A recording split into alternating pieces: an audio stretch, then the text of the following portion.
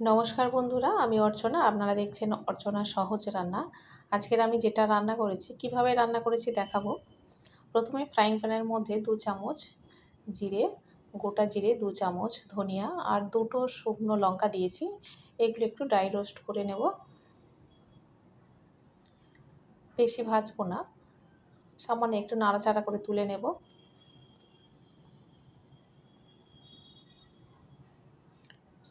এটা হয়ে এসেছে, এবার এটা তুলে নিতে হবে। নিয়ে ঠান্ডা করার পরে মশলাটা করব।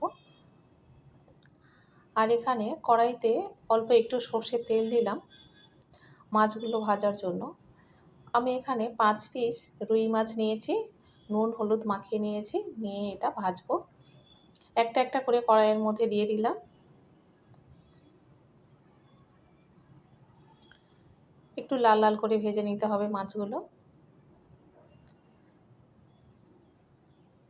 উল্টে পাল্টে মাছগুলো ভেজে নিয়েছি। মাছ ভাজা হয়ে গিয়েছে, এবার এটা তুলে নিতে হবে।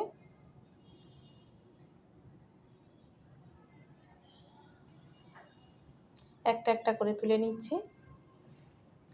এবারে এখানে নিয়ে নিয়েছি বেশ কয়েকটা কচুরমুখী। এগুলো ভালো করে ছাড়িয়ে ধুয়ে নেব। কড়াইতে অল্প একটু জল দিয়েছি আর দিলাম 1 চামচ নুন। কচুরমুখীগুলো সিদ্ধ করে নিতে হবে।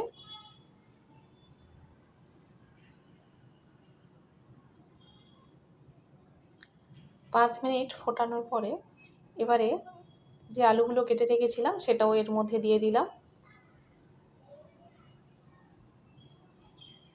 কচুরমুখীটা এত ভালো, 5 মিনিটের মধ্যে সিদ্ধ হয়ে গিয়েছে।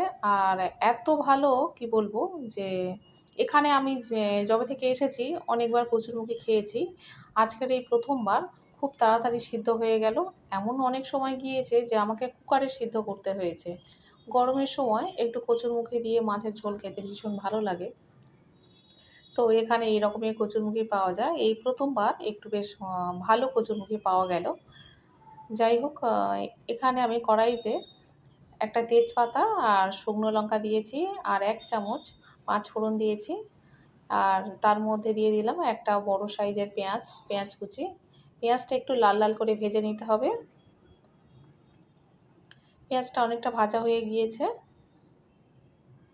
এর মধ্যে দিয়ে দেব টমেটো কুচি। টমেটোটা দিয়ে আরও একটু নাড়াচাড়া করে নেব।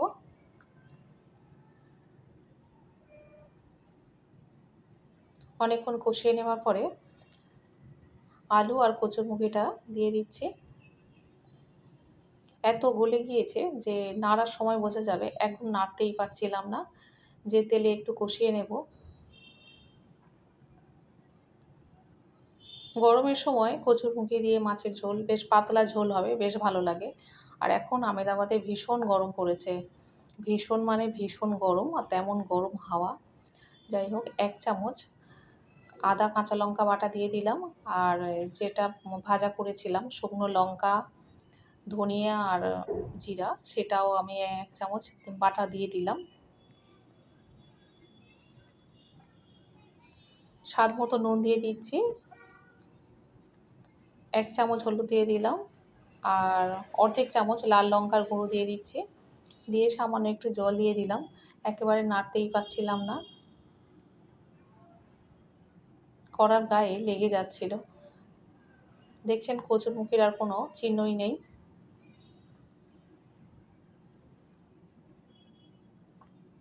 বেশ ভালো কচুরমুখিটা। এবারে একটু বেশি জল দেব।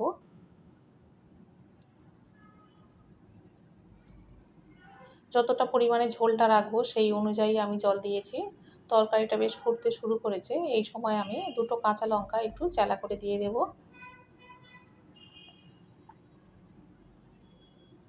আরও 5 মিনিট ফোটানোর পরে মাছগুলো দিয়ে দিচ্ছি।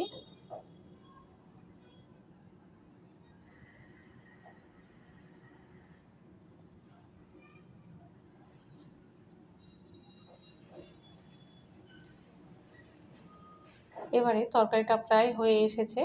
এই সময় একটু ধনিয়া পাতা এর মধ্যে দিয়ে দিলাম। একটু ধনিয়া পাতা দিলে বেশ স্বাদ লাগে। নামানোর আগে অল্প একটু জিরা গুঁড়ো, ভেজে রাখা জিরা গুঁড়ো দিয়ে দিচ্ছি, 1 চামচ দিয়ে দিলাম।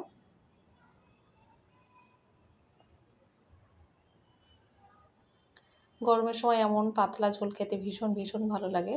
আর আমি যেভাবে রান্না করি আমার তো ভীষণ ভালো লাগে। আমি এভাবেই রান্না করি কচুরমুখী দিয়ে যখন রান্না করি। কচুরমুখী আলু দিয়ে রুই মাছের পাতলা ঝোল কেমন হয়েছে আপনারা অবশ্যই করে কমেন্টে জানাবেন।